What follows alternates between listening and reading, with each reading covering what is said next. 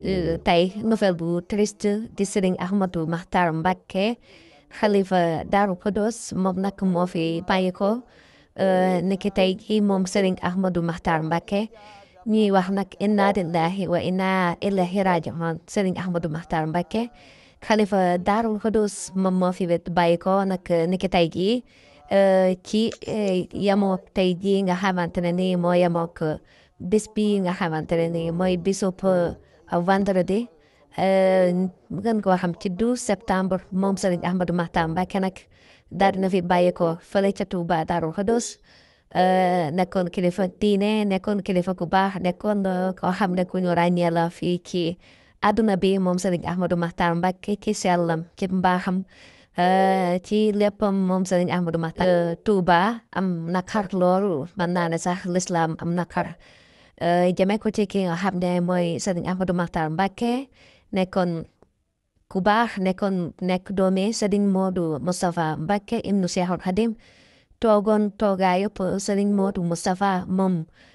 Serigne Touba Khadim Rasoul waaye toogaayub Cheikh Mouhamadou Lamine Bara Mbacké ibnu Khadim Rasoul nekkoon kilifak Darou Khoudoss nekkoon kilifak Guy Mbind moom Serigne Ahmadou Makhtar Mbacké nag daal na fi bàyyi ko niki tey ci vendredi bi yamook le 12 septembre 2025 kon ci daal di leen di dégtal vidéo yi rek ngeen daal di koy seetaan te ngeen ñaanal ko bu baax a baax moom Serigne Ahmadou Makhtar Mbacké nekkoon nit ku baax nekkoon fi kilifa diine gu màgg macha allah kon ñu bàyyi leen rek ngeen daal di seetaan vidéo yi.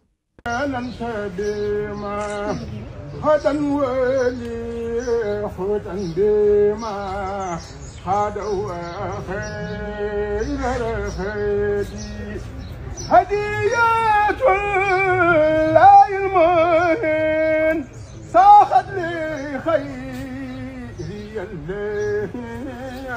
واليوم بالله يهين من سأله وفي خيري مدى لي له البشر بجاه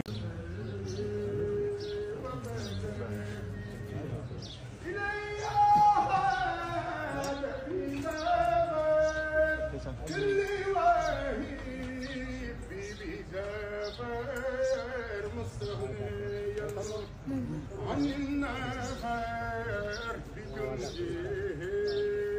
في فلكي لم ينهني مبارزا وفيد رب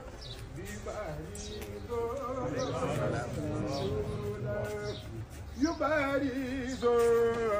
جند الحاسس الهادي لم ينهني من يخترت أو من لقلبه مرد وليقهد في الخرج ربي ما لم يجدي الله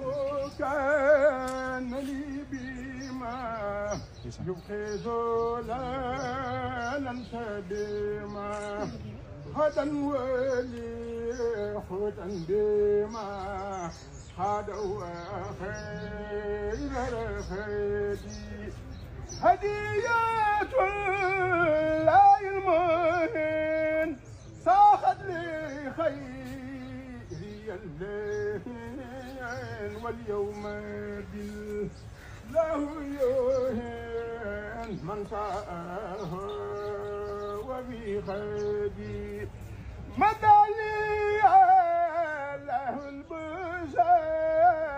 Cheikh Moustapha mi may mujisaatam fardilla min wa koy waxal wa kallama rabbul harsi Musa bi Moustapha lu jin njaaga bambay njaag te mooy njiin fa Moustapha ku fay nëg jikkoom war naa liggéeyal si Moustapha Cheikh Moustapha géeju ngëneel waaju ak si duy ku mar bay xondooj yaa tey ma ngay wal fa Moustapha ndoxo maa ngi wër